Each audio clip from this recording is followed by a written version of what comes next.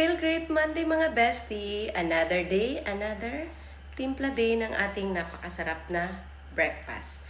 Itong Unimati mga besties in lemon flavor. Hot talaga ako kapag morning kasi perfect sa mga paos or sensitive ang lalamunan kagaya ko mga besties. Ayan, nagkuha na ako ng hot water tapos kasi nakasukat na ito sa 500 ml mga besties. Ang tip ko sa inyo mga besties, bago kayo uminom nito, drink muna kayo 1 to 2 glasses of water mga besties para iwas sa acid reflux mga besties. And kung hirap ka pa din pumayat mga besties, kung paulit-ulit, lagi ka na lang day 1 sa inyong healthy journey or weight loss journey mga besties, itry nyo na itong FGS natin mga besties kasi ganyan din ako dati, lahat nasubukan ko pero walang nag-work until na-discover ko ito mga